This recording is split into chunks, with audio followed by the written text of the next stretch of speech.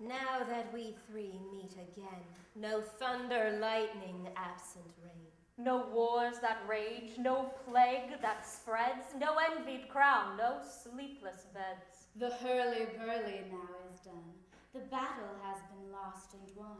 Sink down now the setting sun. Invite a fog, let it rise. Bring for Malcolm's slow demise.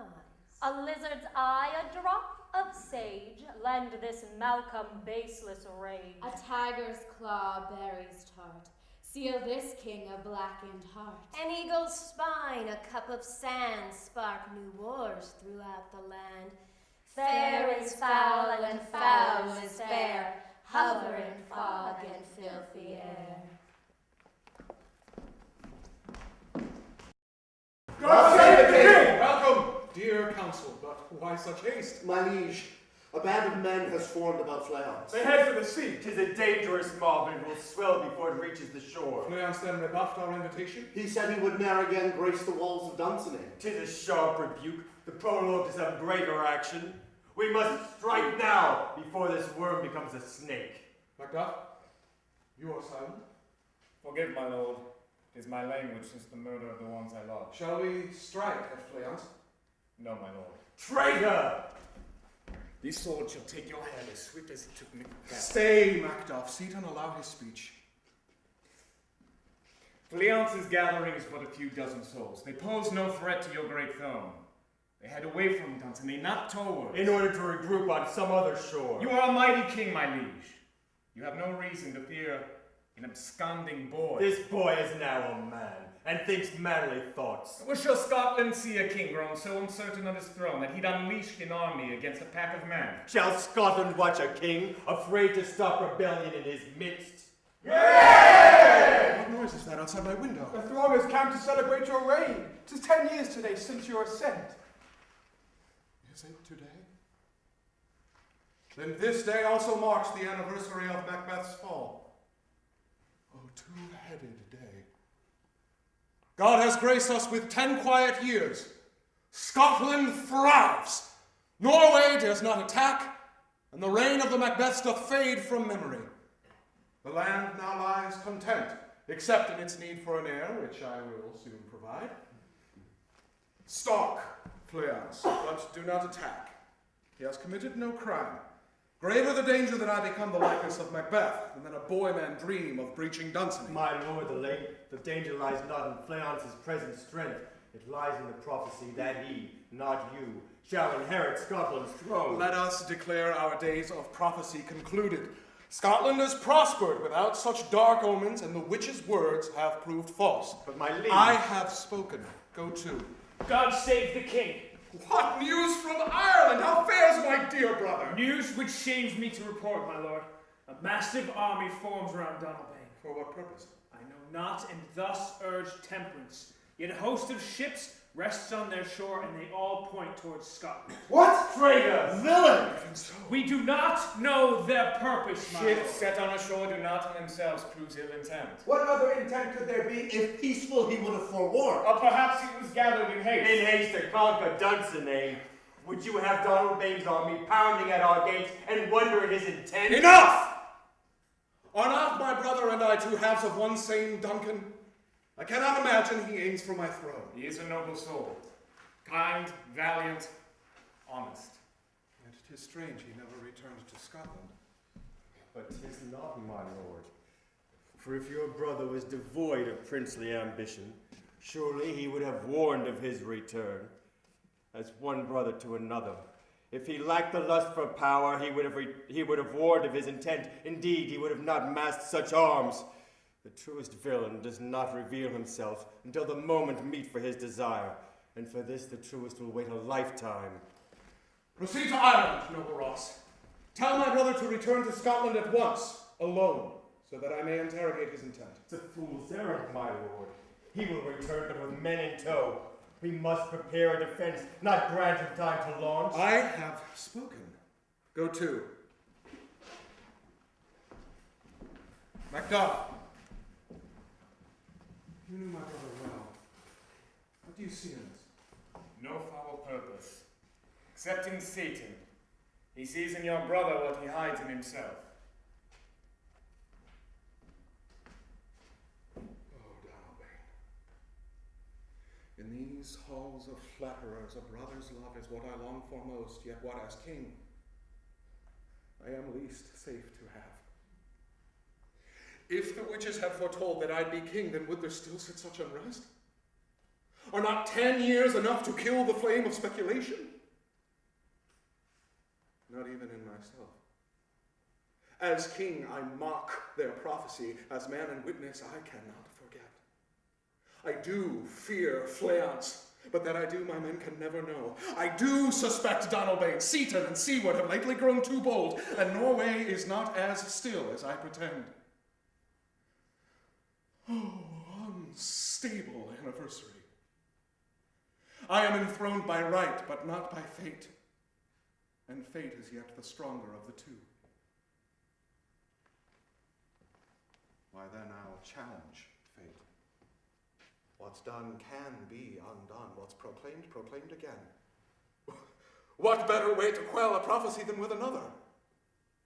I shall find the witches, and if by right am I king, what prophecy can form but one triumphant, filled with omens fair? Fleance, I need not net you with my men. Old ladies' words will do the work as well. What they've spun for you, they'll spin for me. Head I there with alacrity.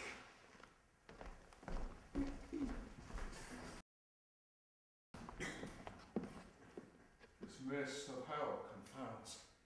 Swore I the hags lived in this place, yet days of searching bear no fruit. Perchance the times of prophecy have long since concluded. Hail to thee, King of Scotland. Hail to thee, Thane of Cawdor. Hail to thee, master of Macbeth. Can it be? Hear me!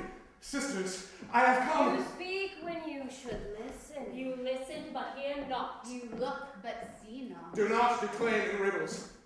I beseech, if nights of prophecy have not been stopped, then I as king command. Lend me your clouded vision and ope my fate. Oh, agents of darkness, grant me a prophecy to slay Macbeth. Speak for me a future, one greater yet more permanent, one grander yet more secure. Triple, triple, toil and trouble, fire burn and cauldron bubble. Look to Ireland, from there will hail your sorrows. An army shall your brother march through the shades of Birnam Wood. Look to the Black Church. You will love Macbeth, and love and marriage will divide. No man can kill you but Cawdor. Stay, imperfect speaker, stay! Pronounce more clearly, I demand! They've sunk again into the bog, yet their evil residue remains. Oh, Donalbain, would you march a troop against your other half? I will prepare. A black church? Love Macbeth? Nonsense, I cannot love a ghost. None can kill me but Cawdor. There is the heart of it. Being Cawdor, I shall not attack myself. Thus am I secure in what can never be. See, Banquo, you were wrong. Your seed shall not sow kings. I alone am king. Hail to thee, Prince Donalbain. It warms my heart to see a living thing from Scotland. Ireland is now my home, yet the Highlands sit deep in my heart. Sire, is this why you have amassed these men which were absent when last we met? Have you your brother's throne set in your sights? Art thou mad? Ha! Nonsense! Indeed! My brother sits as rightful king. My seat lies in the shadow of the throne, gladly so. For I have studied the missteps of Macbeth, and thus have settled here in Ireland. Unreservedly then my brother can rule, free from the threat of Duncan's other half. The second-born brother must prop up the first. That is why I have gathered these men here. We have received ill news of Norway's fast approach, She means to catch sweet Malcolm unaware, as a violent storm upon a peaceful sea. Grace be to God, we have netted this scroll. Read how it commands one ship to meet the other. I shall not rest whilst my dear brother lies in danger. I have thus leveraged my purse to recruit this royal throng. We shall soon sail for home and lend our lives to him. I am thus more shamed by the news I bear. A message From your brother. out with it. He is suspect of your intent and demands a private audience. Suspect of a brother. I shame to speak. Suspect of his flesh. Your prolonged absence and now this sudden arming, they have grown as thorns upon his reason. Others prick too, I'm sure. Say a word, Seaton. I do not deny, for he is flocked by men of little trust. And in you, the wayward prince, they have found a subject. The two worn walls of Dunsinane, soaked with evil and disturbances past, are no place for a king to sleep. My father's ghost, perplexed by a life stopped short, mingles with those of foul Macbeth and his wicked queen. No castle wall, no parapet or porter's gate could contain these spirits malcontent. Though that is living counsel. Forgive me, sire, but they, though not spectral, do shame the underworld. Then Malcolm lies in danger of himself. I do not dispute. Then we shall save him from himself. We'll convince him to leave Dunsinane and elsewhere build a holier seat. We'll urge him soon to marry and we'll purge him of his treacherous flock. Our men, meanwhile, shall deter Norway's assault. Come, we kill the time. I fear how Malcolm may start when he first sights your men, but I stand at your side. I once left Lady Macduff in haste. On my very heels she was slain. Never again shall I a friend so abandon. I will help you execute whatever noble device you choose. My liege, my daughter would make the finest bride in all of Scotland. Her beauty is sung of. It is apparent. Thank him. Thank you, my lord. My lord, she is a most obedient and devoted subject. And Would you like to speak? I am yours, my lord. Thank you for gracing us with your beauty and charm. We shall call on you. my lord, 'twould be We such shall an call honor. on you. Well, thank you, Macduff. She's fine of form, and her eyes shine with intelligence. She would make a fine bride for Scotland. I am not certain if it were. My king, your brother has breached our shores. He does reproach without any fears. Traitor! Villain! From whence? Through the shades of burning wood. Thus comes the prophecy to pass. Yet I'll be touched by none but Cawdor. More, my lord. Ross rides his son. What? Ross is not possible! 'Tis treachery. Rush not to judge. Ne'er was Ross's honor held in doubt. Ross would not raise a hand against your throne. Perhaps they come in peace. What? An army come in peace? My lord, I have heard your errant brother means to petition for a title. Title? What title? As you already claim that of king and hold no need for titles lesser, Donald Bain aims to acquire Cawdor. Can it be? Is not all Ireland enough? Sisters, your riddles twist to life. Burnham Wood would mark the way. So it does. Only Cawdor can harm me, so he aspires. Is there no pause between prophecy and consequence? No gestation for augury? Is the world below more expedient? Or did my very summoning create the act? Would I had never visited that bog. My lord, I pray you patience. Patience, whilst an army attacks. Patience is a luxury not suited to every time. I summon my brother for a private audience. I must then view this outward show of arms but in one light. I love my brother dearly, yet it seems not all love is requited. The prince forgets. He is no seed of Banquo. He is but the second loved brother who must now be first to die. Forgive me, Father. To save one son, I must kill your other. deeply this Scottish air stirs me. 'Tis mighty strange. Never have I felt this content. Nor I is lost. I can't recall such a ghastly fog. 'Tis like the very breath of hell. I think we are in Burnham Wood, but know not for this vapor. Sire, we are. See there? The fog begins to lift. So it does. And look, now the sun. Such a sudden shift of light I have not ever seen. Sire, look there, your brother. So it is. May God be blessed. How it warms my heart to see my flesh again. Alas, am I slain by myself? Now I know why I felt contentment here. It is to be my resting place. What better place to die than at a brother's side? If to be killed by a hand so close, 'tis safer not to live at all. Shadow of Macbeth, what vile act is this? Your noble brother approached in peace, and you met his embrace with murder. He reached for his sword. I answered with mine. Reached for a scroll. He brought you news of Norway's attack. He brought you men to defend it. You have killed the better half of Duncan. You have won the day, but not the time. You now outrank this friendly group, but Donald Bane shall be avenged. On that day, you will earn his blood. I am with Ross! And I! Police, they flee! We must pursue! We must strike now, before their army multiplies. Cruel and callous butcher am I. Dear, dear brother, how I missed your facing as I struck. I watched my hand perform the deed he said. I wished it wouldn't. Oh, Donald Bane. My lord, the fog returns. We must pursue. The sisters does speak true.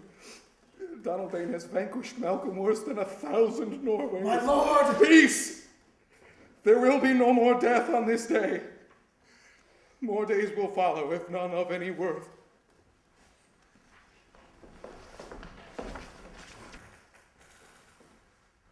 Nothing now can harm you further. Not the slings of fortune, not the touch of a brother's love. I will have you borne to Colmkill upon 1,000 gilded horses. No place more befits, for more a king are you than I, a coward who wears a crown planted in haste, loosed by our father's death. On him it should have stayed, then on you, for what grants me the right? Being firstborn? What virtue lies in that? What hand had I in that? We imagine that by this custom a second brother is the lesser, yet this day proves otherwise. I to England and to Ireland I. If only we'd switched paths on that fateful day. You would now be Scotland, and these hands, so tainted, could be free of fratricide. If only we'd avenged our Duncan while in restless death he lay. If only we'd looked more deeply into the bloody deed, but we forsook our father's lonely corpse and on ourselves drew suspicion. Our separated fortune shall keep us both the safer. Not safe enough for our brother's embrace. Where we are, there's daggers in men's smiles. Would I have greeted you with such a smile? What's there? A phantom come to rebuke? The ghost of my mother? It is too serene. Sarah, inquire what Lady Nailstiller. Yes, madam.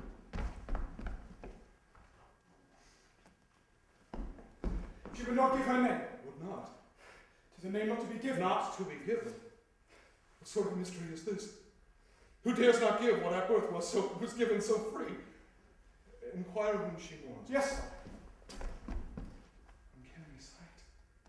Such beauty in such a place. Such beauty anywhere. My lord, she would not tell. Not tell. She said it is a private matter. Private? Whose death can be so private? Are we not all catalogued in that great book of heaven and hell? Is not one's absence on this globe so duly noted that privacy escapes even the most unloved of souls? Cryptic woman, so beautiful, so solemn. Such a mix I have ne'er seen. Perchance she is a seraph, dispatched to test my welcome. And as Abraham I shall not delay. My lady, I beg, why do you speak so? Why do you inquire of what is no concern to you? Death concerns us all. Some more than others. How does it you? It did not until some 60 weeks ago. 'Twas then I was informed of both my parents' deaths and have come here to mourn for them. The death of them both? On this very day. Bloody anniversary. But how did you not know sooner? My home is a monastery, far from the news of this world and from these parents I never knew. Never? Alas, but this should make their death the slighter. Or the heavier. Sometimes 'tis better to know a thing than to wonder what's been missed. This lady's words distract. Forgive me, Donald Bain. My heart so filled with grief now wells with something else. Whence came you? From the Black Church, on the Isle of Iona. Black. How so? So named for the garments of our nuns. It is thought to be God's chosen color. Rebuke me with the mention. Of God? How so? 'Tis a blessing, not a rebuke, unless you have rebuked him. Oh, I have. There lies the corpse that was my brother, rendered thus by this very hand. Oh, most horrible Cain! I knew not he came in peace. How could a brother come otherwise? How heavy a sin you have committed, you must atone. I desire nothing more. But, lady, I do not espy the graves of your parents. Perhaps we were acquainted. I pray not. Pray not. Wherefore? I've been told that it was safer to be from them distant. Safer? How so? My lord, press no further. I have come to grieve in silence. For foul apparition come to rebuke. I spy no graves here, save for that crooked cross marking the pit of the Macbeths. I have spoken, my lord. Tell me at least your name. For what purpose? Purpose? Need I a purpose? Know you not that I am king of all this land? Titles do not sway me. There sits a greater king than you. Greater than me? Who? England? Ireland? The Lord who has made you. Her piety pierces my soul, rubbing salt on a heart freshly torn. Oh, bitter physic, I should leave her, yet I cannot tear away. Lady, I must know your name. It is a name I cannot speak, for so uttered would split the air asunder. Then write it. The letter spelled would burn the parchment. What name could do such harm when it doth name so beauteous a thing? I pray you, good day, my lord. Say, as king I command. I am not your subject. You tread on my soil. A cemetery belongs to the dead. Are you king of the dead? Answer. Answer, I say! You have already pronounced. Pronounced. I do not speak in riddles. Pronounce again, so please you. The crooked cross of the Macbeth stares back. Macbeth? How does this concern you? I am their issue. What ho! Child of Macbeth. I wish that it were other. Can it? Another Macbeth? He comes too beautiful. Far too humble. I saw horror in her eyes. We demand to be satisfied. Speak, my lady! Speak! Is it true? It is. I have been branded with a name in which there is no hope for penance. Back! All of you! You'll take no action but by my command. My lord, we must at least imprison. She is an enemy to the state. If we do not, this mob or some other will tear her apart. He speaks wisely, my lord. Take her to Johnson Inn. Secure her in the tower. Imprison her I shall, but only that she not flee. My wife I have found, another Macbeth or no.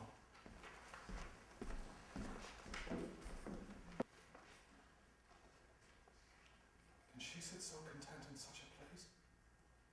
As if this worldly setting held no threat. See how her lips move?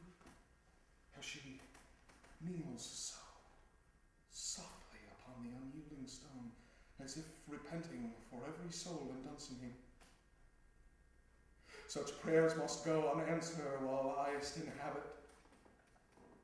My descent to Hades is sent, the only question being the time of my arrival. Satan, you shall have your prize, but not yet. For whilst she lives, I too have cause to live. See how she floats to the window as a bird to light. Hark! She speaks. The hangman tightens his tool with alacrity, and the crowd thickens to watch me swing. They think they'll take my life, but it was long since took with the news of my unholy origin. If, as the Bible proclaims, our parents' sins spill over generations, then 'tis best that they stop here, lest I, by my progeny, should pass them down again. Ambition is foreign to me. Never have I pined for power or pearls.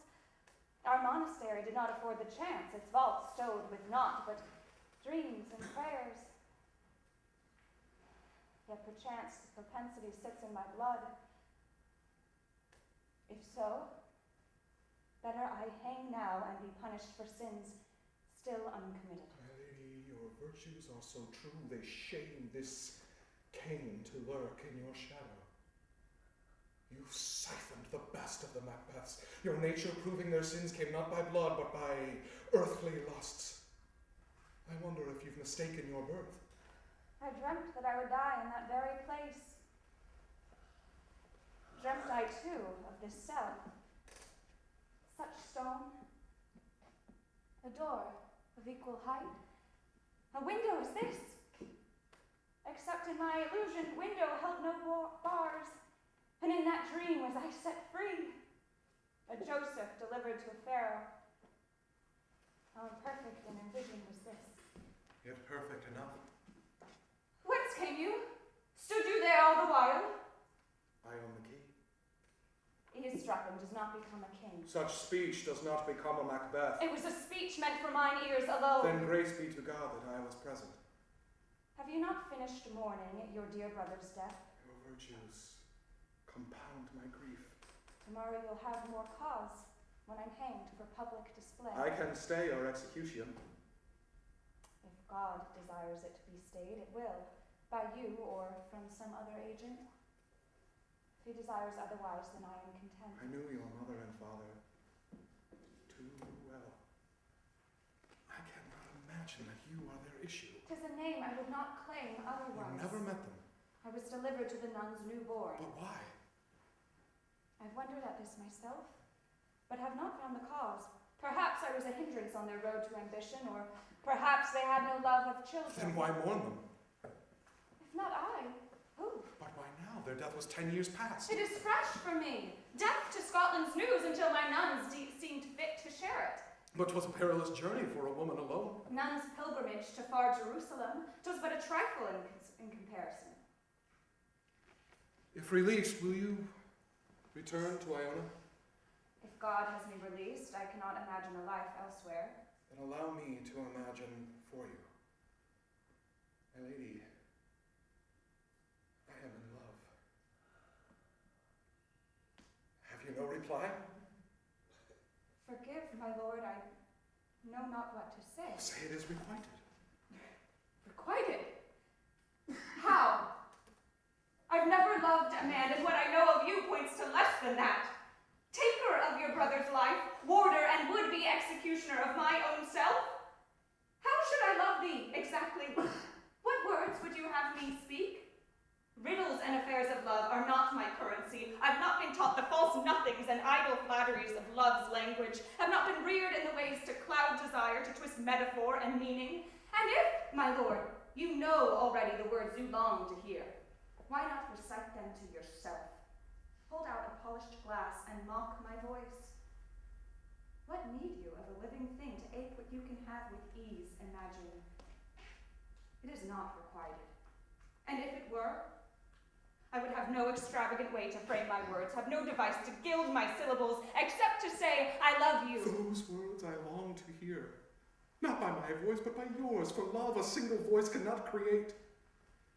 The witches said I would love Macbeth. I knew not what it meant until this day. Speak not to me of witches. They are things of They darkness. tricked me to take my brother's life, yet they also led me to you. And now you are a murderer. Please, use not that word so freely. You'll needn't hear it soon enough, as I shall soon be silenced by the gallows. I shall arrange your release. Upon what condition? None, as I am king. Then I shall humbly thank you and take my leave. What, my lord? Why do you block the gate? Every woman in Scotland has petitioned me to marry. Do you scorn what others crave?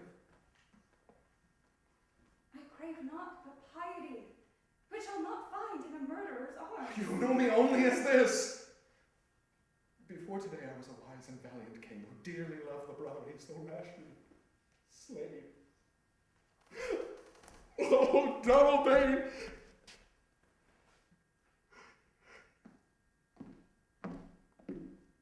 Tis a heavy deed you have committed. Yet penance is possible for all of God's children. Then there is hope. There is always hope. Even for my hand. I am not a queen, my lord. I would not crave the title. 'Tis why it should be yours. I pray you, my lady, consider what I propose. Scotland needs an heir. If you desire penance for your parents' past deeds, then you have found the place. You need not love me yet. Just take my hand in marriage, and let time teach the rest. 'Tis folly, my lord. Would you have your subjects convert their most hated villain into their beloved queen? My people are but an extension of my will. They shall be pleased by that which pleases me. My lady, I vow to repent deeply my actions past, to renounce all violence, and to ne'er again seek the witches. I will become the king I was. My life was took with the news of my unhappy origin. You would wed but an empty shell. They say such shells encase the secrets of the deep. I'd rather such a shell than the oyster-laden pearl. And as you will.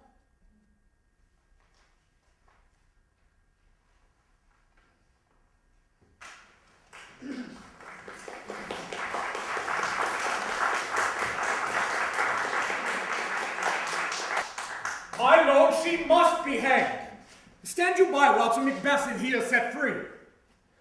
I am king, and she is free. My liege, Macduff speaks true. Our soil is still stained by the reign of the Macbeths. If the past the future paints, this rose you now release will one day show its thorns, pricking not just you, but our entire court. He is long lost. She roams freely. Further, she is now my guest in Dunsinane. I have given her her parents' quarters, and you shall know that I mean to make her my queen. Queen? What? Queen Macbeth? Lady Malcolm, she shall be called, not Macbeth. How will the people abide? Have they not hoped for an heir? Now they can be content. An heir, not a Macbeth. Lady Malcolm. Have we then ousted the parents, only to grant dominion to the seed?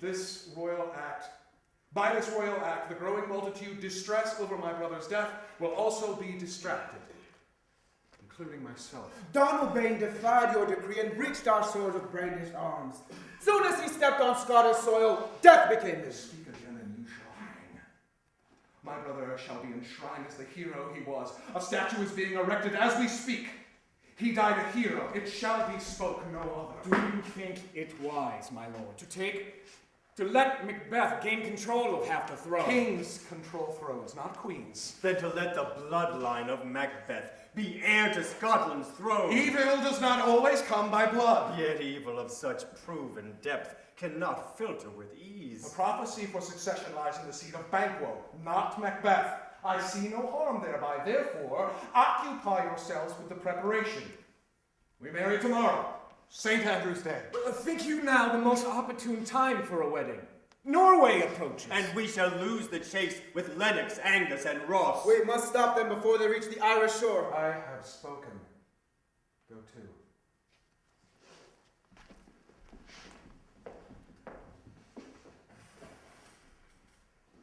My lord, if you recall that fateful day, 'twas I vowed found your father's bloody corpse carved cruelly at the hand of Macbeth. No seed of such a monster can be pure. When you found him, did you know it was the work of Macbeth? I suspected thus. Yet I knew it the moment the bell tolled. We fled, and you remained. I was not certain. But I was, just as I am now, and just as you again are not. You have proved a wise and loyal friend, but counsel me not on the nature of my Lady Malcolm. Go to.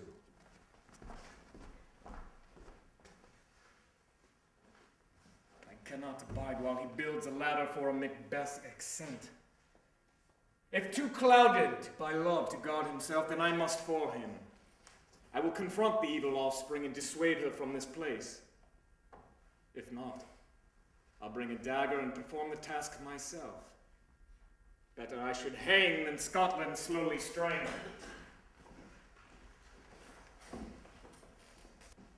Marriage to a Macbeth! Come, my child!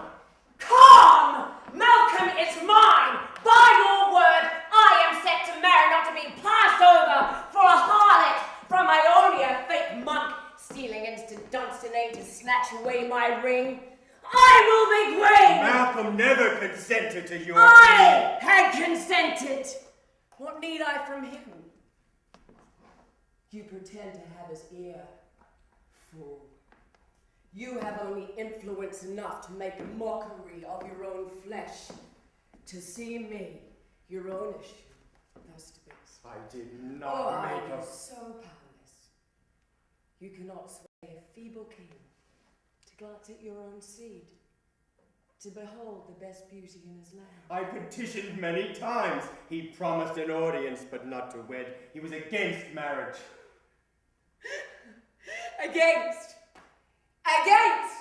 He was clearly for, just not for you. There's little I can do. He is set to marry tomorrow. Oh, never shall son that morrow see. What? Do you plan to sit idly by and have a stranger make your daughter husbandless? Make you bereft of loyal lineage? Have you lost all desire for the crown? I have desire. Then act on that desire! I've tried. He is resolved. You have not tried hard enough. Malcolm cannot marry a corpse. Do not speak thus. Suspicion of the deed would fall on us. Malcolm, unhinged, would then never marry. I have a better way. I know a certain nurse who, for a sum, will attend our newfound queen and report to me her private doings. I can then inform our Malcolm of his lady's true intent and thereby convert him against his false beloved. Then you, my willful sinner, will I present to him. A fair plan. I begin to calm. But what if this nurse finds no evil in this ugly, villainous thing? Better to find in her an ounce of the real thing. But if there's none, why we shall create.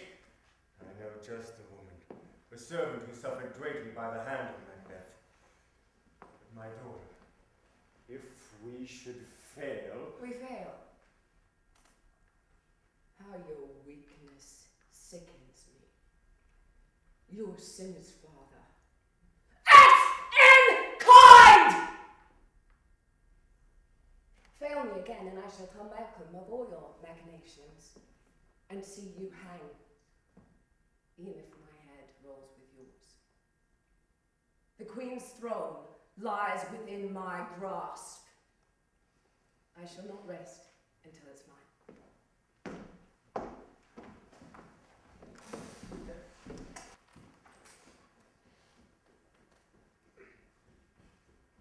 What illusion is this? She sits so soft, prayer beads on knuckle white, as if to shame me for holding this hidden means of death. But I must not steer from the required course. And surely she feigns. No Macbeth would e'er embrace a rosary, unless to pray for greater treachery. Lady Macbeth! Or shall I dub thee Lady Malcolm? For a few hours more I am Macbeth, yet you may dub me as you wish. Who, pray, are you?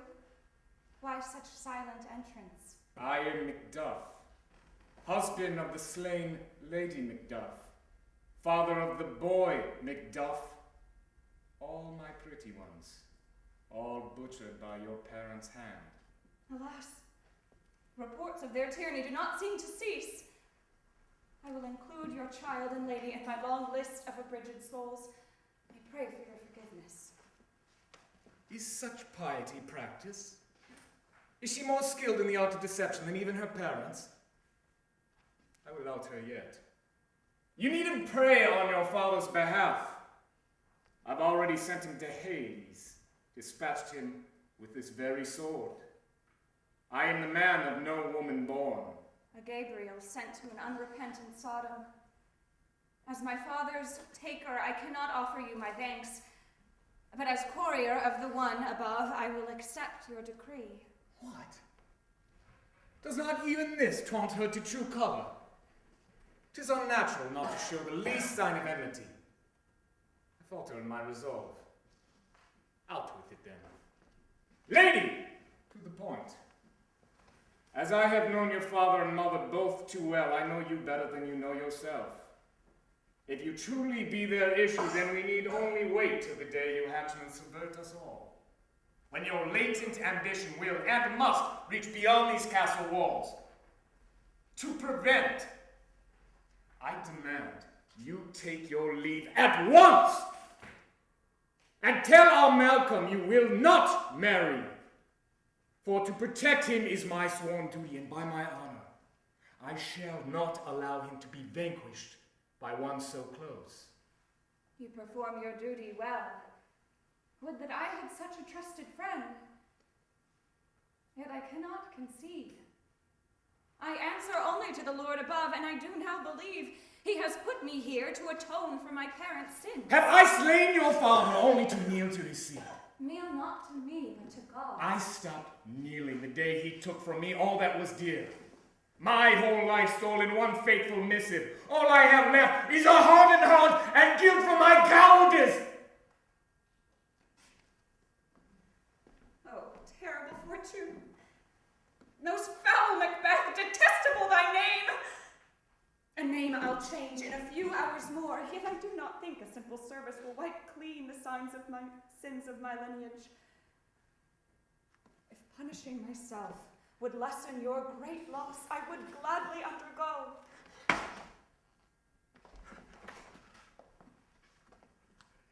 Oh, my lady, forgive. 'Twas a dagger meant for you. A dagger I shall never use.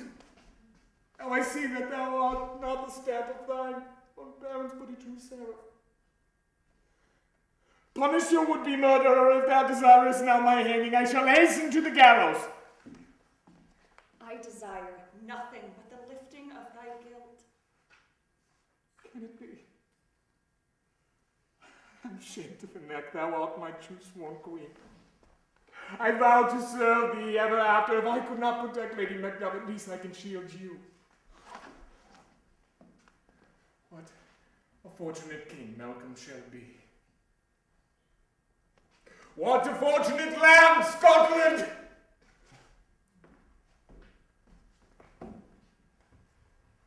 Not as fortunate as thou dost think. I spoke to Malcolm that I ne'er knew known love, and 'twas true. Yet not any more.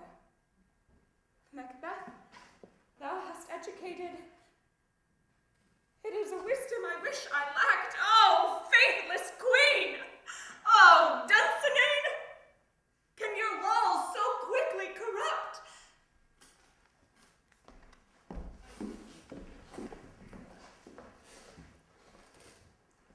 Such ceremony stands me right on edge. Good flowers turn to shreds. 'Twill be a mess to clean. And flower girls dressed in such finery, frivoling the time when they could be at home, mending clothes and scrubbing floors as I did at their age. When I was wed, no one came to gape. My husband paid but half a pence, and they cheered us with a pint of ale. Such was my marriage ceremony. No flowers lived in that place, no silks or brocade, as I was the only lady there. Hooray! 'Tis an odd turn in events I cannot recall in kind. But yesterday this rabble cried for her head. Now they cheer her crowning. Art thou studied in the business to be done? But look how they lavish her with sparkling jewels, promote her with a royal crown. When I was married, I was handed a stick to beat back fleas, crowned with a net to hold back life. I say, nurse, art thou clear? For I will not part with this treasure till you parrot back my purpose. If not, I'll find another. Clear? Why, of course. Clear as a day in Scotland when the fog lifts. Clear as it... Nurse! The business is simple enough. I will attend to our newly minted queen, present myself as nurse to her, and use this pretense to catch her words and malign her to the king. To me. You will report to me. You'll not report to Malcolm Sip. Yes, clear enough. And if you witness no vices, what then? Then I shall encourage. And if without success? Then I will invent. Thou art awful in thy craft. 'Tis hardly our craft demanding art, for treachery is our oldest profession. One needs summon naught but instinct, the warder of the brain, and let it freely work. Besides, I hardly lack for motive. Lady Macbeth daily used me as her whipping thing. She carved these scars upon my back, and still not satisfied, she turned them to my daughter and had her lynched for spying. I vowed revenge, yet never it fulfilled. In death I cannot touch the mother, but here her daughter I can reach. Revenge so imperfect, imperfectly sates, yet satisfies more than none at all. Here's the purse. Perform your business quickly. We cannot allow this vine to take its root too deep, past the point we cannot extract. You needn't tutor me, old man. I am so practiced in my craft that this new queen comes as a lamb to slaughter. She shall meet her new nurse and crave physic thereafter.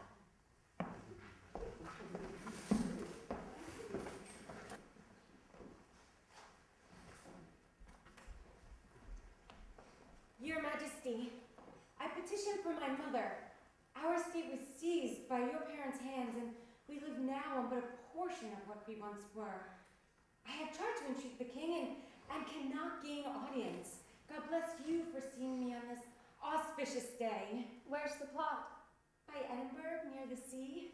My mother is frail, and the reinstatement of this place, where she was born, would grant years more to her virtuous life. Have you proof of your claim? Here, my lady. So it reads. I shall petition the king on your behalf and urge him to set wrongs right. Please pardon my parents' fault. God save the queen! What's this? A fair Macbeth? The ears deceive. Surely it is for show. She'll tear that scroll when the moment suits. Oh, graceful cunning. True compatriot. Your Highness. If your gracious spirit could extend to yet another, I entreat you hear my case. The jewels you wear about your wrist were hewed by myself, a gift for my daughter on her wedding day. Your mother spied them on her way to court and claimed them as her own. A daughter bereft of a wedding jewel. Forgive. Have you proof of what you claim? Here, my lady. Signatures of 50 villagers who witnessed my furnishing of the bracelet. Here, too, a jewel not included. You can see from the fashion it could have been made by no other. And so it is. Oh, heaven forfend I should deprive you of your wedding gift on your wedding day. I do not mean to take that which is already yours, but to ask for recompense in some lesser form. It is an ancient tradition to hear petitions on a nuptial day, and thus you do me more service. I would not wear this bracelet for half the world. Accept it, please, with a humble plea that you, my mother, pardon. God save her highness, most noble Macbeth! Even so, O royalty, how well thou sitst when not driven by base desire. Much have my eyes seen, but such displays of justice I could not predict. I waver in my resolve. Then for the sake of my dead daughter, I shall offer jewels which no woman can reject, and therein begin the lady's corruption. As we have now concluded a long line of requests, I ask that you all leave me. Retire, please, to your own rooms, and there tend to your own needs. I have no need for servants. My lady, it seems there is one piece of business that you have missed. Which piece? Why, the crown. Why did you thrust it off so soon? I brought it here to regain its rightful seat. Thanks, dear nurse, but I am content unadorned. I have no desire for such frightful ornaments. Pray, return the crown to its storage place, from my sight hid. But my queen... Is there yet more? Why, this very scepter of your mother, borne for centuries by Scottish queens, it never left their side. 'Tis fit that you now brandish it in display of regal privilege. My privilege lies only in God's good grace. I pray you, store this with the other, there to remain until beckoned by one more regal-like. Now, good nurse, I pray you, leave me so I may execute the evening's prayers. 'Tis not possible. But yesterday I had been certain 'twas a just mission. Now in her I see the likeness of my own daughter. Oh, wretched task! To avenge the one I must harm the other. Alas, I am yet but young indeed. Pray, let these ornaments stay for just this night, so that the people do not see the honors of your royal office disdained on their initiation day.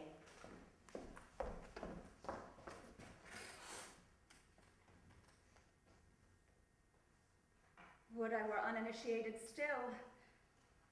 Such sights did not move me a day before.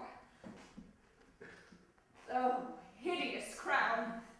Stare not at me so! Pray God, let me look elsewhere, for whilst in such proximity it sits, I cannot ignore.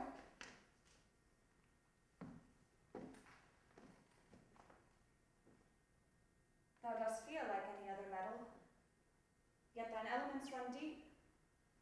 Too deep, I fear, for a novice queen. Oh, Macbeth! Can one simple jewel change thy nature? Oh, Iona! Where hast thou gone?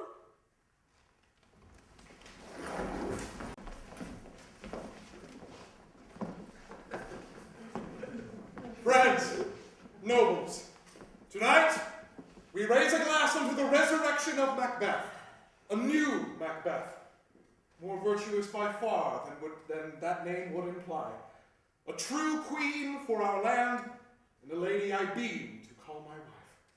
To Lady Malcolm! To Lady Malcolm! Fortune smiles upon the heels of such unhappy prologue. Reports spread fast of our queen's virtues, and the land begins to brim with cheer. We shall vanquish imprudent Norway, and I will yield to Scottish heirs. Hear! The Queen, add you to the general speech? Your speech does me too great a service. Not as fit to add, but only to subtract. Oh, surely. A newfound queen, you can bolster your husband's words. A husband's words do not need bolstering, nor should a lady presume to amend. Well spoken. A day to mark all days. I only wish it were not marred by the death of my dear brother. Sirrah, Yes, my lord. How stands my brother's statue? The sculptors work on it throughout the night, as you have instructed. Add a score more to their company. Yes, my lord. To my beloved brother, who died a hero's death. A drop has fallen on my cuff. It settles, see? It will not wash off for all the world.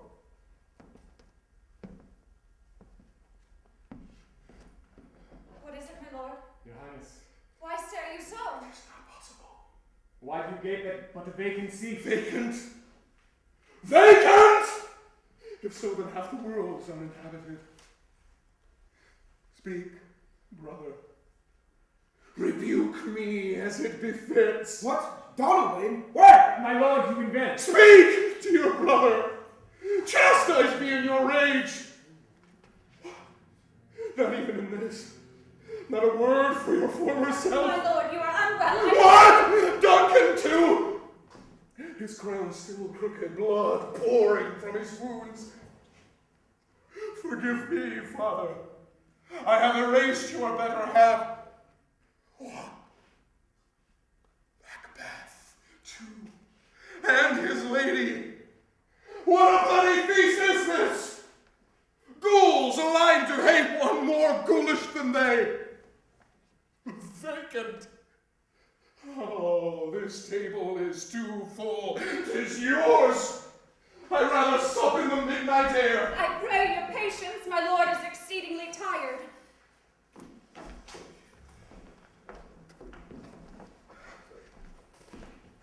My lord, you are unwell. I shall never be well, so long as I wear this blood of Donalbain. See, it won't come out! 'Tis not your brother's blood. 'Tis but a drop of wine. And what a potent drop it is.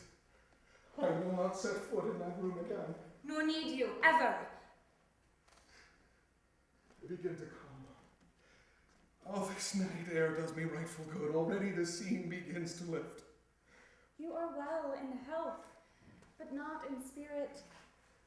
I charge you, light a candle for your dear brother and join me in my nightly prayers. Tomorrow we'll to chapel where you can make rightful amends. Cawdor alone can touch. But I am he. My lord? I must know how it ends. What ends, my lord? Why my life? Or rather, Cawdor's. They spoke of Burnham, and so it was. They spoke of Ireland. From there he came. They must amend their prophecy. Heaven forfend! Did you not vow ne'er to see them again? How doth I made in haste? Needs must know that I cannot be touched. Forgive my love. Their drug sits deep. I crave yet one last dose. Vile creatures! Satan's puppets, I pray you do not break your vow on our wedding night! I will promise other things, and those I will keep. Hark! The bell invites. We will have other nights. I fear not as many as we may wish.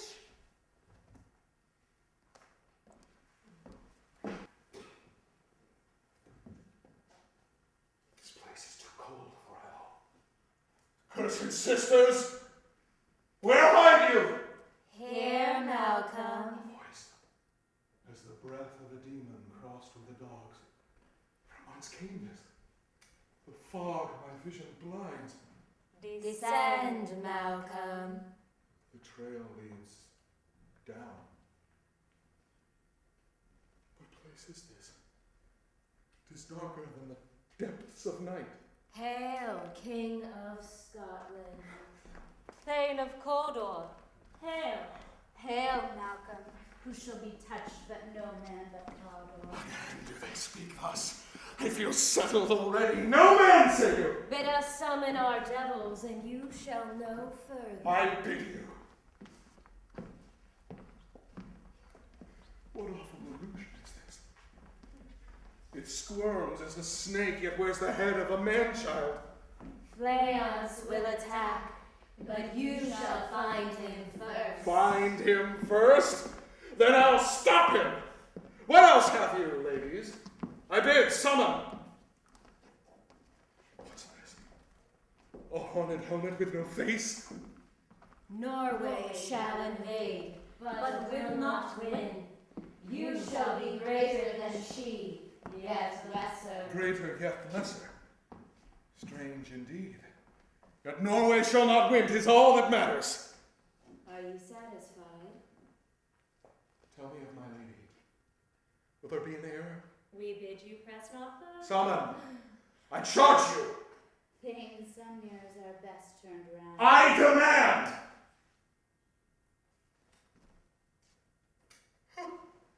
Send it back! This two-headed beast scorns with a visage borrowed from my father and brother both. Send it back, I tell you!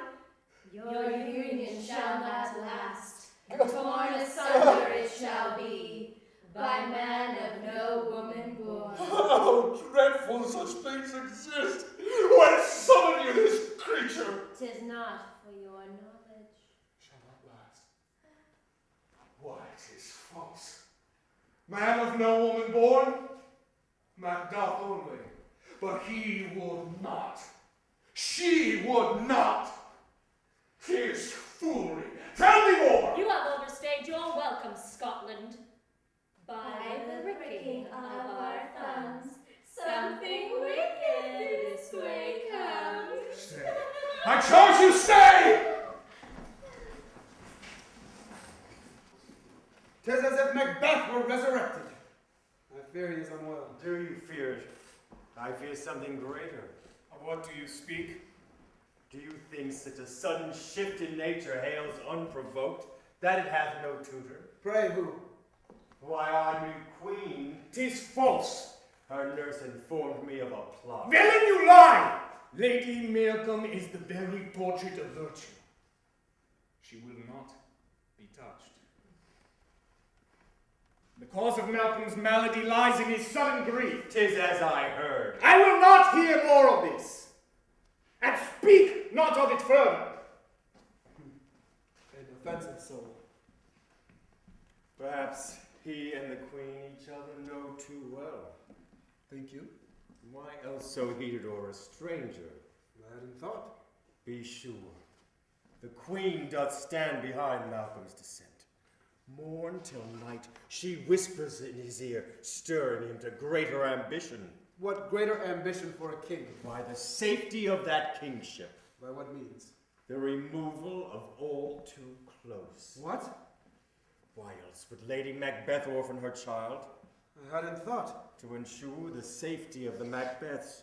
She knew her fatal games could bring her early death, and thus stowed her seed in reserve, that it might sprout whenever the time was right. Oh, most treacherous lineage!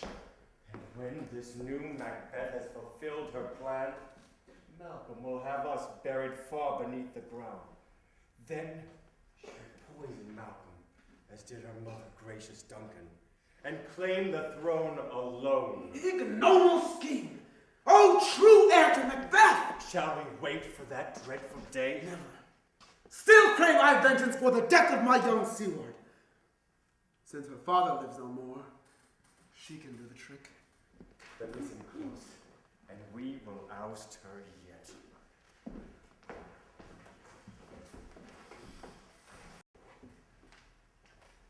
Oh, Donald Bain, your statue rises tall. Stare not so marble-eyed upon your brother. How say you, Macbeth? Why, 'tis not your throne. What, gone so soon? Macbeth, thy spirit taunts. Each morn thou perches owl-like on this hill, only to depart as sudden. The dead should not be granted such a choice of place. What? Banquo too! You join in this parade of ghosts, yet I was not your taker. It is the walls of Dunsinane that have trapped you. Then I am alone. Duncan and Donalbain dare not alight. I am too low for such high souls to see. My lord, Cleonce's men have swelled and now do brandish arms. They've mastered our Scottish shore and prepared to jump to Ireland. They'll join with Ross and mount a joint attack. Fleance attack. Can witches speak so expedient? I have become the puppet king, pulled on strings of prophecy. A fruitless crown they have placed on my head, teetering in the winds of prediction. We must net this threat unto your throne before it gains by doubled strength. Macduff, have you of late attended on my wife? No.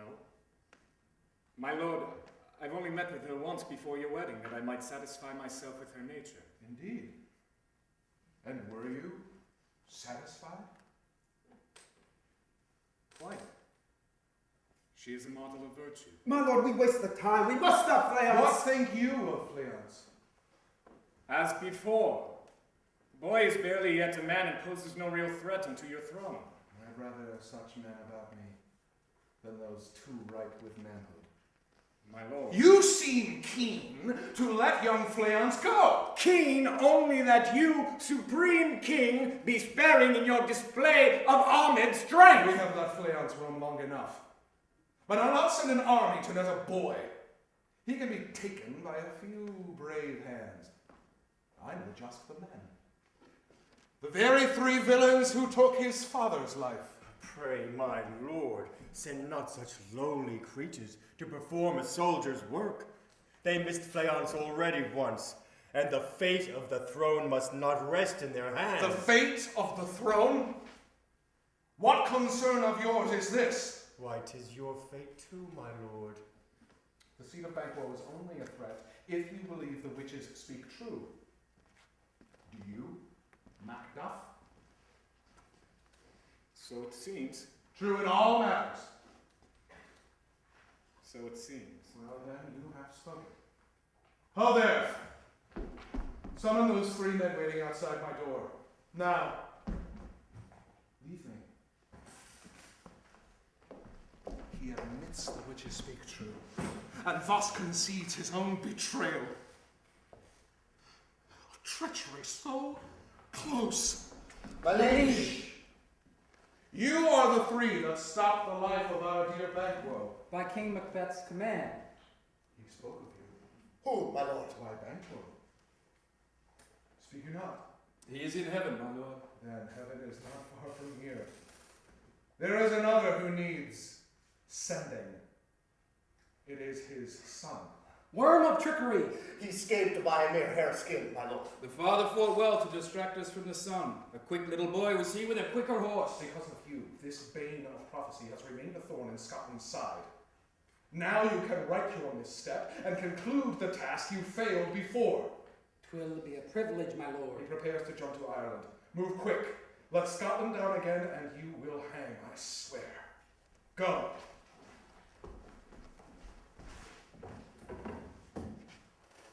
Thus tomorrow the prophecy shall end.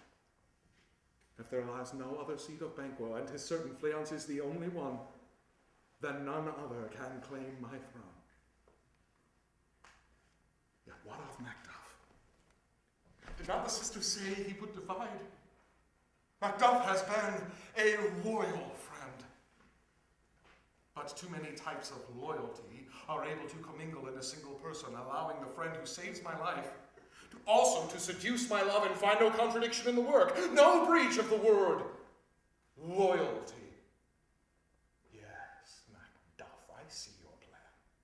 Why, to see me toppled and clear the way for yourself. Already he's chopped off one king's head and is well practiced in the art. He is, after all, a man of no woman born, and such men can ne'er be trusted. Very well, then. On this day, I'll settle all accounts and give Fleance company in his descent. Tonight I shall greet Macduff in his sleep and reunite him with his loved ones.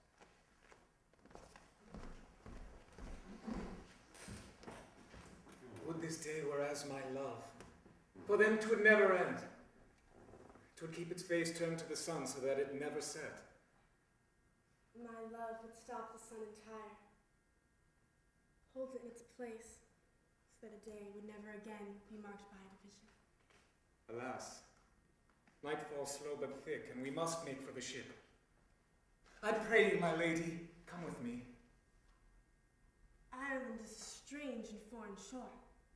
But we shall be together. All else is geography. But my family here resides, and my departure bars return. But we shall build a family of our own. As we could in Scotland if you'd stay. While the tyrant Malcolm reigns, my days are marked by danger. He's slain a loving brother. How shall he treat a imagined threat?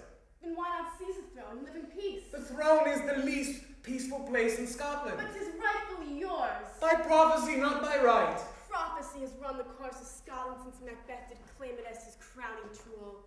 It is as much right as any. I have no desire for the throne, and have no ambition for the walls of Dunsinane. Perhaps I would claim if I felt a pull for kingly power or earthly gain, but I do not. I possess already all the jewels earth can hold, for you have filled my desire for aught else. So I pray you come with me. 'Tis unsafe here. We must make to the ship, and I cannot abscond until you will consent. Would you force me to decide between abandoning my love and relinquishing my kin? Which love's the stronger? They cannot be compared. Well, then, last light of sun doth darken my heart. 'Tis clear now that you mean to stay.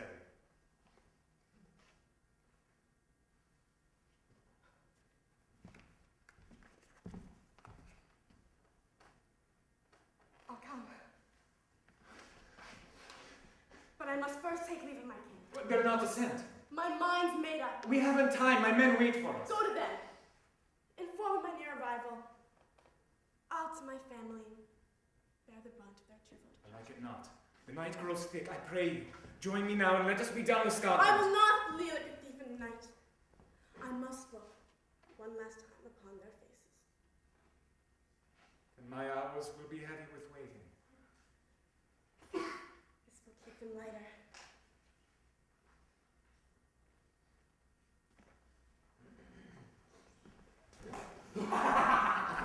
Again the fate of Scotland twists in our hands. Then 'tis good they are murderers' hands, broad and thick and deep in the palm. If you think rightly, it is not just Scotland, but the entire world. Scotland being the seat of civilization. Then we are the bearers of civilization. No Scottish king, it seems, can thrive without our services. Then why not be kings ourselves? We'll carve Scotland 3 ways. I'll take 5. I, Edinburgh. By Glasgow. A triumvirate! Like Caesar and Antony and Cleopatra. 'Twas not Cleopatra. Hark! Here comes one. It must be the lover of Fleance. Why then 'tis like meeting the boy himself. No further. Who's there? A friend. 3 friends. Where is your lover, the would-be boy king? Fiend! He's in a place you're too low to find. You'll speak. Fleance is not the only lover in Scotland, as we'll soon educate. Ah! My eye! 'Tis lost, O cunning harlot! Now where hides Fleance? He's on his way to Dunsinane to oust your bloody master and seize the throne himself. That concluded, I'll next hang each of you and rid the world of the stench of your humanity. What have you done? She was the bait to lure the bird. My eye is lost. Now we all are lost. If we report the loss of Fleance, we'll share her fate. Then we'll lie. Fleance is dead. We killed him. We stabbed him 20 times. Severed his head. But where is his head? Eaten by a boar. Snatched from our very hands. Let's smear this blood and pretend it's his. Come, let's leave this bloody scene and collect our fee in Dunsinane.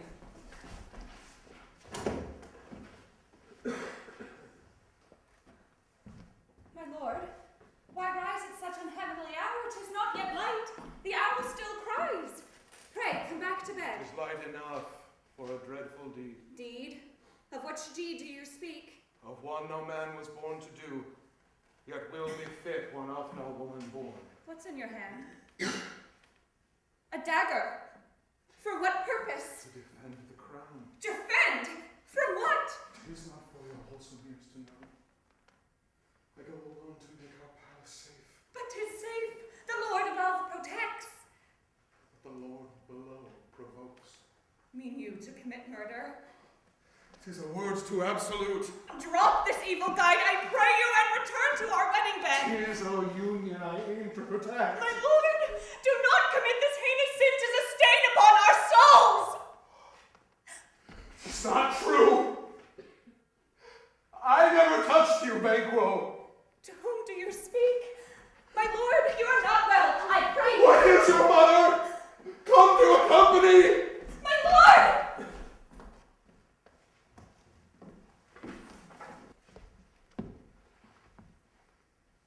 'Tis strange. Her parents claim she did not come, yet she's not met us at the ship. This is the trail where we last met. No trace at all. I start to fear some dreadful deed. Spread further. Raise the lanterns high. Here, my lord.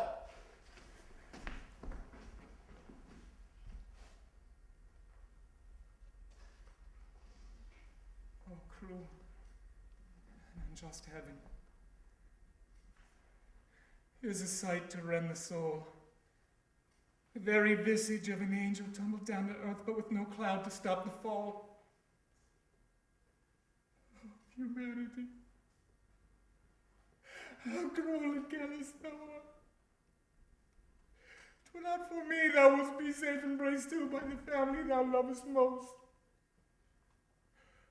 The reach of my destiny runs too deep, harming all who come too close. Had thy heart left to live, I'd lend it to thee to pump the blood that flowed so nobly in thy veins. My lord, we must make to the ship. These woods become unsafe. My love, this time you shall accompany, and like the albatross lead our voyage. Great Neptune shall weep while he hosts an island will greet you with profound celebrity. My lord, we must depart. Woe to thee, Malcolm. I who gave my life to love shall learn the ways of war. I who worshipped Venus will turn my face to Mars. Avenge thou mayest, Fleance! But I had abided my father's cry, then thou would live. Oh, sweet Fleance.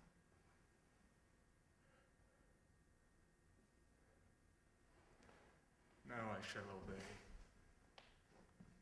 Vengeance now will be my new companion, and vengeance shall breed vengeance unto such extreme that violence will but a prologue seem.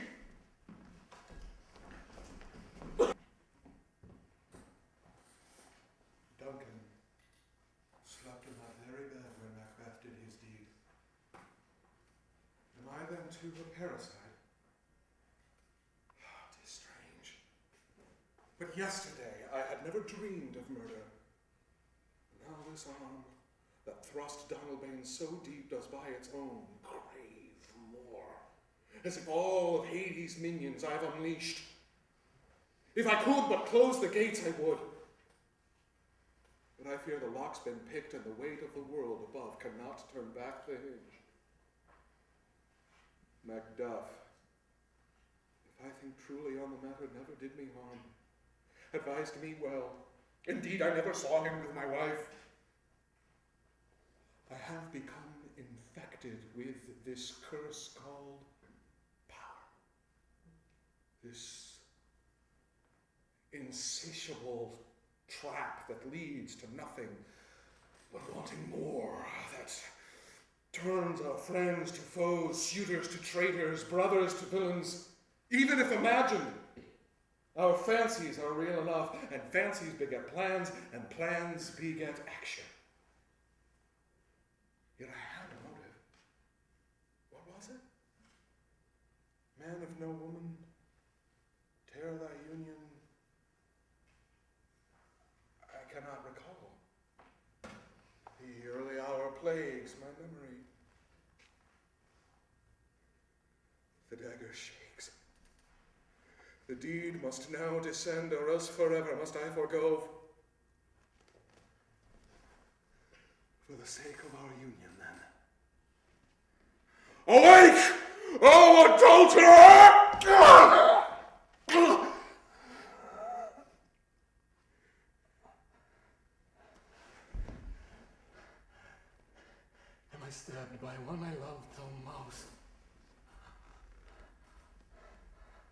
Rest now, Lady Macduff. Thou art avenged. Rest now, boy. Thy coward father returns. Forgive me, Father. It seemed I saw your face when I the dagger thrust. Did I then murder Duncan? I can't recall. What a hideous death was this! So noble was he in the act of dying, as if to further scold his taker. The blood stained my arm entire. It shall never wash out.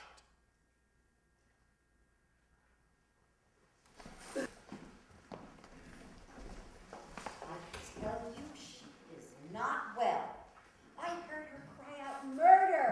She plots some treachery, just like her mother. Sleep in speech does not point to the doing. I tell you, hark. Oh, pray, King, do not murder! There, 'tis proof. She spoke not to murder. 'Tis but the same. Her mind is occupied with the deed. 'Tis not the same. She is a noble and virtuous queen. Do not paint her otherwise. Yet her mind is troubled. I should attend. My queen, forgive the start. Is he safe? But who, my queen? Macduff! Why would he be otherwise? Oh, what a hideous dream. My lady, your mind is troubled. I pray you, take as physic this root. It will put you fast asleep. Most gracious, but 'tis not my spirit that suffers. 'Tis my spirit, for which there is no root strong enough. Why so, my lady? Answer you not? Pray, nurse, leave us. Leave you? I shall, but not till I finish my task. I thought it would be simpler, yet she does resemble too much my daughter. No matter, I must see it through. Farewell, Macbeth. If I have my say, tomorrow I'll undo thy wedding day. Pray, take this root, my lady. Thou shalt sleep well, and sleep shall make you well. 'Tis this place, I fear, that makes me unwell. Your mother I also did attend. What was she like? Far from your likeness. I am no man of spirit, but if I were, I would also point to this place where your mother lived, and dreamt as she slept, and walked as she did. These stones are not held by mere mortal. As unphysic-like as it may be, to advise you to hasten from this place would be the only remedy in my bag. You have performed your service graciously. I pray you leave me now.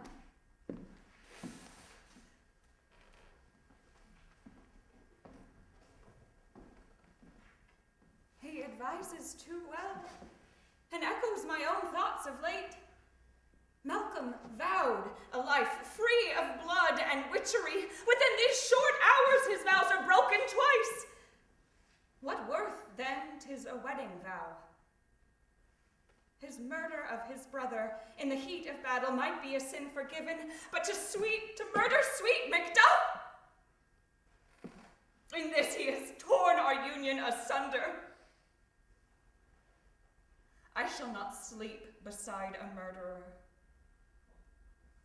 On the morrow, I will depart this place and return to my Iona. Oh, mother! Would you had never conceived!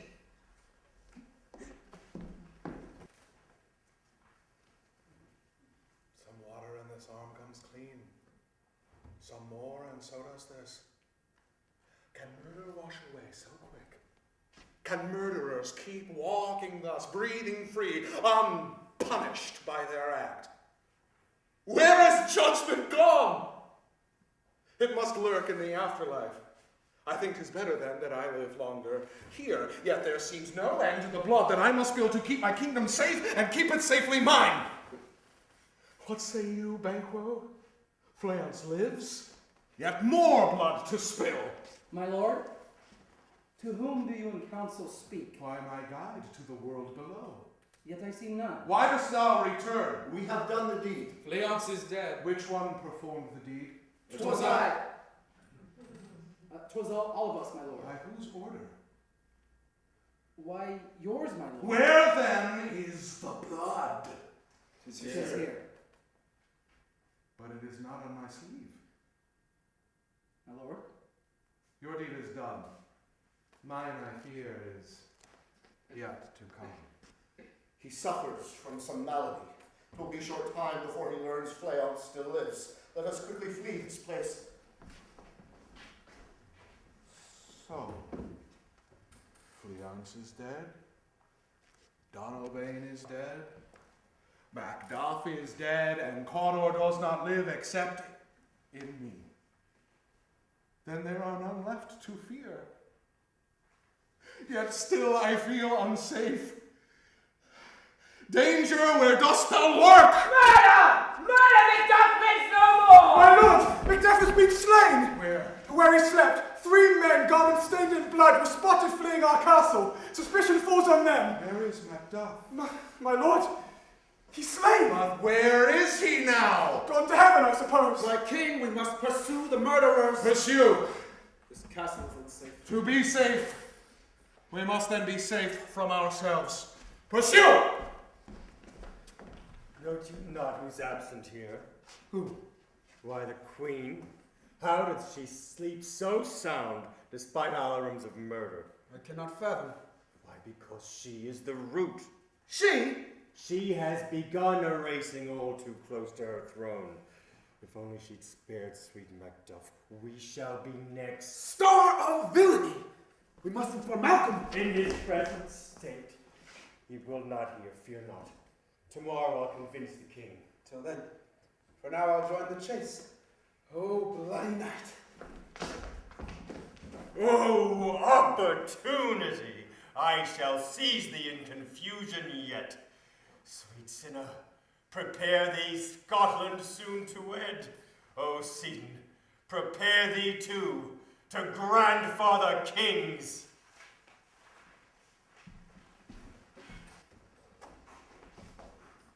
Fleance, news has already spread of the tyrant's latest treachery.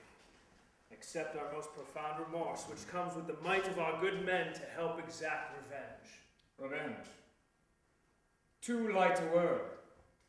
It would have been fitting term after the murder of my dear father, but with the death of my lord, revenge shall learn new meaning. Surely, though, you will spare the people of Scotland. I will spare none close to Malcolm. All else shall live. Well spoken. First among those are Seaton, Seward. First are those 3 murderers. Be heedful that our army, even swelled with your brave ranks, remains a fraction still of Scotland's force. 'Tis of small consequence. Fear has fled me since the death of my Fiona. Caution and temperance have vanished with the loss of all I love. I'll happily gallop straight into the fiercest hordes of the warring world. News of Malcolm's malady has spread. Perhaps his soldiers, deeming his cause unjust, will part and join our ranks. If not, our ranks will do.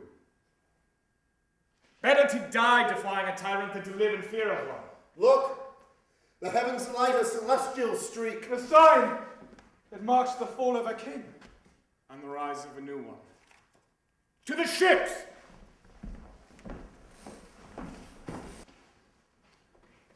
'Tis awful strange. The heavens churn as if battling with each other. Such a night I have not seen. 'Tis almost daybreak, yet neath such stars, the day seems near broke. Does not sit well for Scotland. Think you? When the stars cross just so, bodes the death of a saint.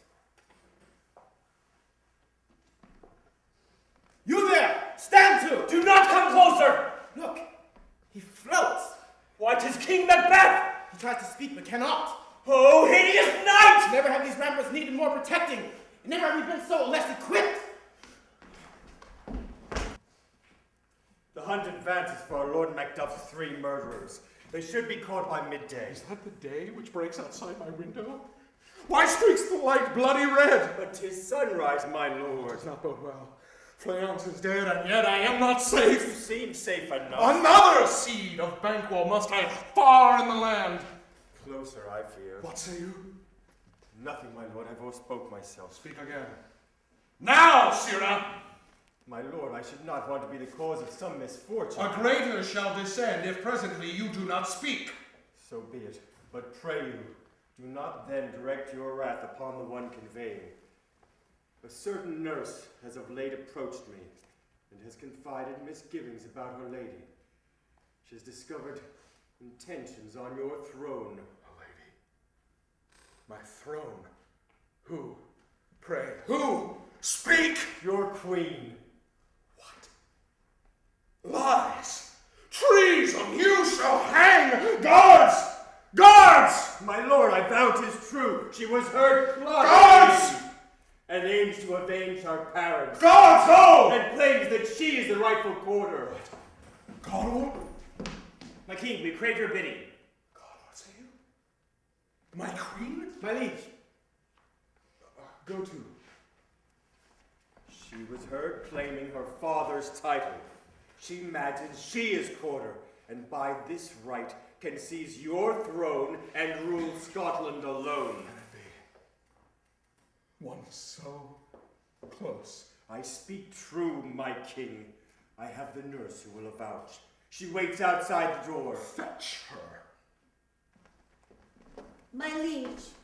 Speak truly, woman, or these words shall be your last. My king, your lady, I have attended these several days. Go on. She owns a face of virtue, yet such secret ambition I ne'er have witnessed. Guards!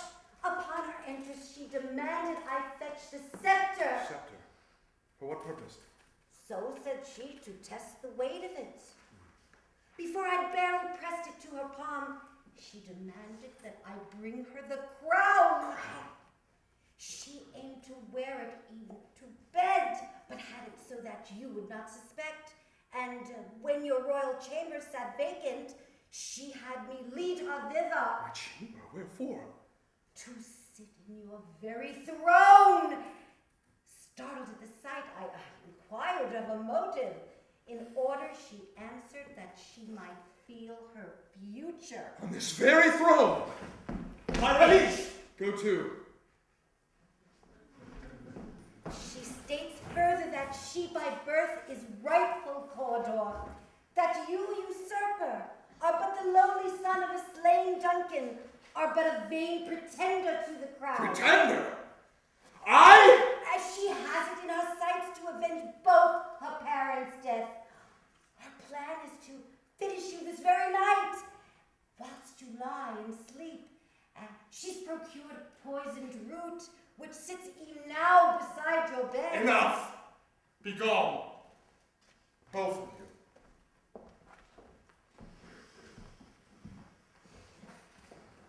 Oh, excellent treachery. Oh, practiced piety. Most true Macbeth, the grandest deceit saved for the grandest villain of them all. She urged me to avoid the witches. Why? So she could not be prophesied against. She was the cause of my killing Macduff. For her sake did I slay my loyal friend. Her father was indeed Cawdor. Yes, through this lens, perhaps she is Cawdor too. Oh, it is now all clear. A poisoned root. Dear love, could you not at least have used a dagger? Could you not have met your eyes to mine in that fatal moment as I did for Macduff, as your father did to Duncan? If just one ounce of honor had descended this Macbeth line, but no, the next of kin have multiplied deceit, have learned to mask treachery with most expert subtlety. A practiced nun, a false monk. I'll to our bed and see if such a root exists. If so, she'll meet her own deathly embrace. Most vile treachery, almost true Macbeth.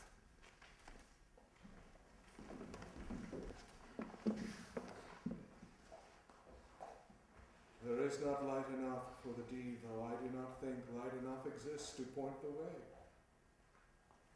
Here crawls the sun, and still the morning bird is silent, as if forgetting night has left.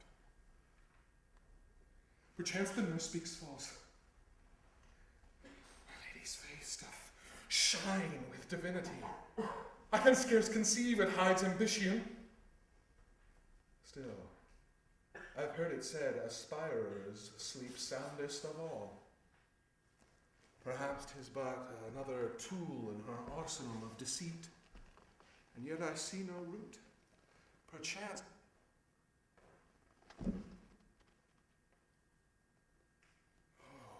Violent herb, what evil shape your branches take, their reach ain't right for me. Patient, your poison will flow soon enough, but not in my veins. I'll feed my lady straight this midnight sacrament she meant for me, and at least one of us will wake absent of earthly worries.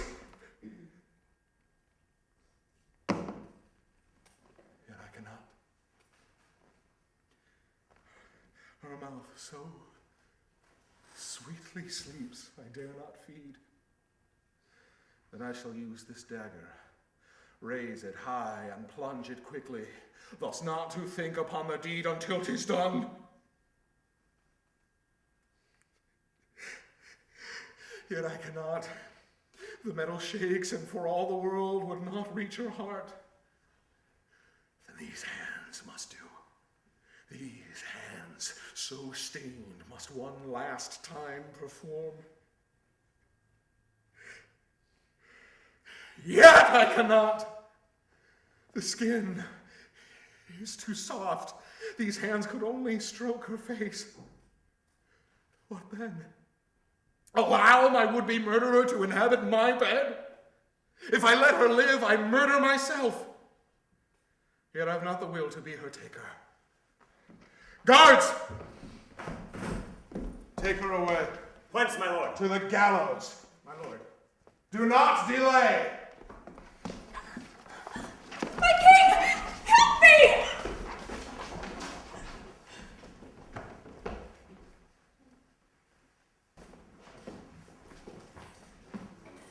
Our most treacherous queen, the very mirror of her mother, here stands charged with conspiracy against our throne. Therefore, by the king's decree, we sentence her to death by hanging. My lord, I can't stand by. Already I regret my wrong. Be silent! I had supposed my actions would lead to her banishment only, my lord. I beg, for she resembles too much my daughter. Speak again, old lady, and my dagger will speak for you. Final words. I pray that God may heal your souls and mine, and that my parents be remembered as what they were, not what they had become. My lady! Oh, throne, thou art but a ladder step away. See, she invoked her parents. 'Tis certain she was evil. Yes. 'Twas never any doubt from the moment she aspired. Now Scotland can rest. What's this? The sun is covered. A blot upon the heavens. 'Tis unnatural. 'Tis said to be thus when a saint doth die.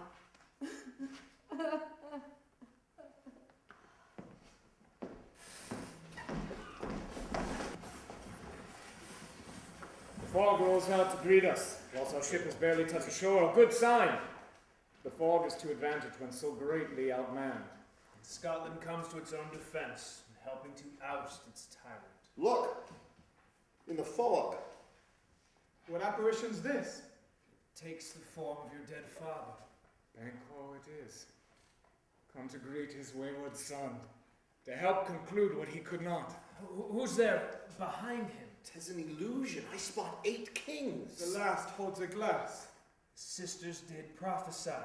The seed of Banquo stirs. You there! No further! What sort of welcoming party is this? By your brandished arms, it appears you hail in Malcolm's cause. No, our good fiance. Forgive this dangerous show, as these arms are but the outward sign of our love on your behalf. We come to aid you in your mission. Whence hail you? From a place no son should hope. You, sir, have the good fortune to hail from an illustrious father whose cause you champion with equal valour. I've a father of a different kind. Alas, his very name doth shame the air. Speak it then, our time is short. I pray you by the father, do not hate the son. Cawdor is my lineage. What? Another Macbeth? No, my father was Cawdor first. He who betrayed Scotland for Norway in our time of need. A traitor was he, hanged by righteous Duncan. And rightfully so. I do not contest, rather I beseech, good Fleance. Give me one chance to clear my family's name. 'Tis the only name I own, and a father doth not always a son make. Do not trust him. His father was a treacherous villain. Such depth of treachery cannot erase in but a single generation. You'd risk all our fates to trust one so poor bred. What do you propose? I have 100 score men, each one loyal, and each one knowing I bear no likeness to my father. We offer to abet your cause. What have you in return? Should your grace see fit, to restore the Cawdor title to my family. Do not be swayed, my lord, for in the heat of battle he will turn, as did his father, and ravage us the worse. Trick or trap it could be contrived together with Malcolm. I too championed my father's name, though I wish I'd done it sooner. I shall trust you. For it takes equal courage to trust as to live, and in these times we must learn to live again. A son must not be branded for his father's deceit. Know you that we stand outmanned? Too well. But if this day should be our last, then it will be well spent. The number of our days matters not, if we have no just cause to fill them. Then kneel. And rise, Cawdor, for from this moment you shall wear that title in anticipation of your valiant action on the field this day. God bless your grace. I shall not betray. Men, on this day we fight to set wrong rights, to oust a tyrant and restore the throne of Scotland. Do you wish to live your years in Ireland hiding as cowards? No! Do you wish to live as exiles banished from your homes in order to appease a tyrant's ambitions? No! Never! Then mourn with me this day. Hold high your swords, and ever after it shall be recalled that on this day few fought against many, and with valor challenged tyranny. Hail! Scotland's rightful king!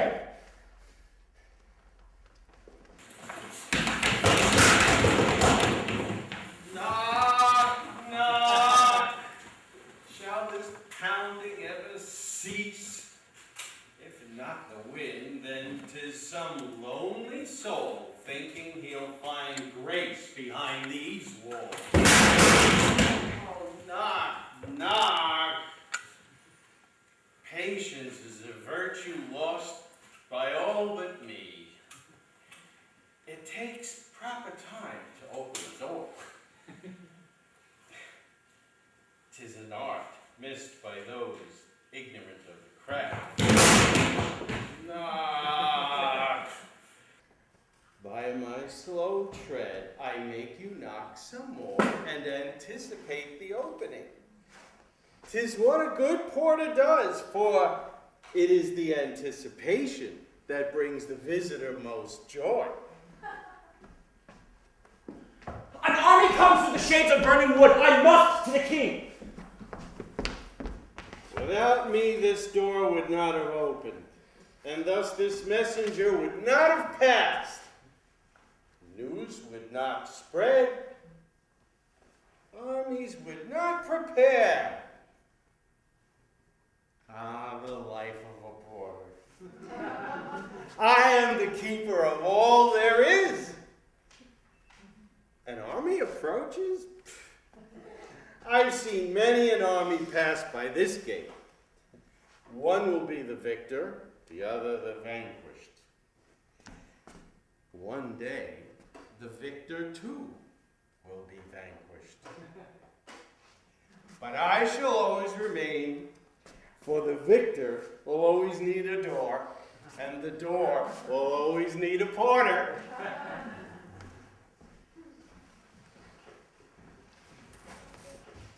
He's not moved from this window since the death of his brief wife. 'Tis as if he's frozen. He is not frozen. Only the thoughts of within him froze. He is beyond physic. But you must intervene. You are a doctor, and he is king. Even doctors cannot heal a mind disease. Our good king has supped from the root of sorrow. Once ingested, it is not quick to leave the blood. My king! An army doth approach with flails at its head. What? The Dunsinane? My king doth hear. Go to, Sirrah! My king! We must defend! Grant me authority to summon our men. Merely nod your head. What now, nurse?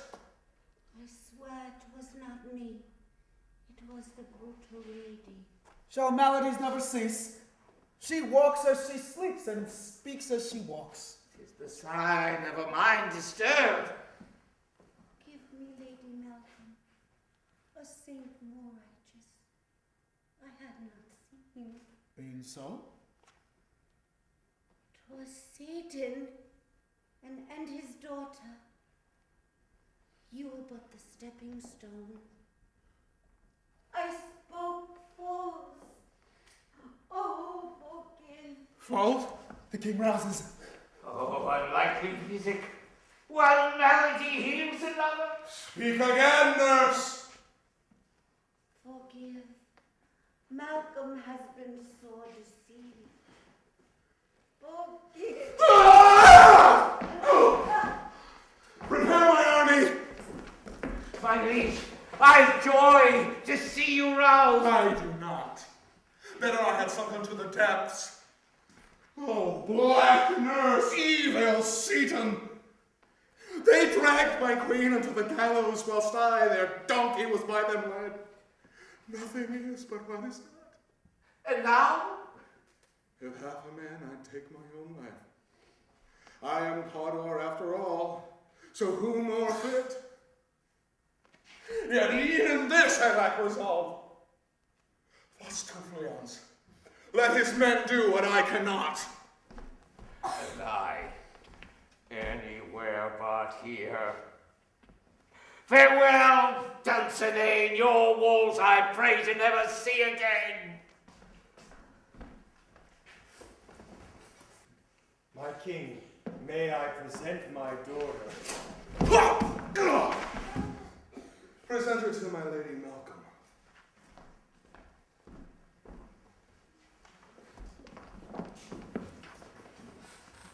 Rouse, you hags. Rise up from your foul depths and let me a potion to revive my lady. Answer, I say!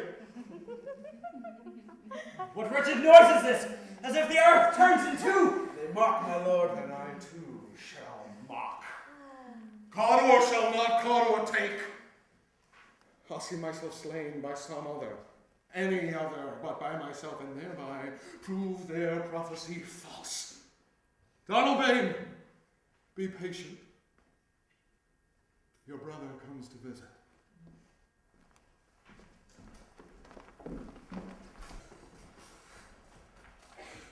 Donalbain, where art thou? This fog rolls in so thick I cannot see who we fight. 'Tis the witch's breath come too confused. You there! Fight your king! And you! 'Tis Ross you talk. Traitor, the better for my sword! Alas! Slain by the monster! Donalbain, forgive thee, I did not avenge. Donalbain, dare you invoke my brother's name? Who else? Who else shall die by Cawdor's hand? For none but Cawdor can touch, and on this bloody day I shall not kill myself.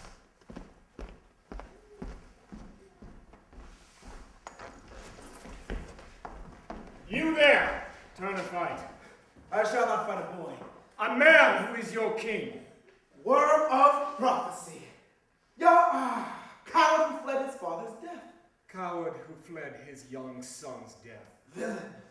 Young Seaward died a soldier's death. You shall die a traitor's.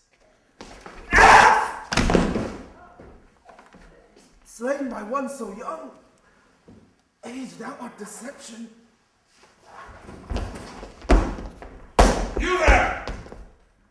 Art thou ready now to meet thy maker? Not by your hand, and not today. My sword does not pierce. What man art thou? Cawdor! Liar! I am Cawdor! But my father was before you, and I after.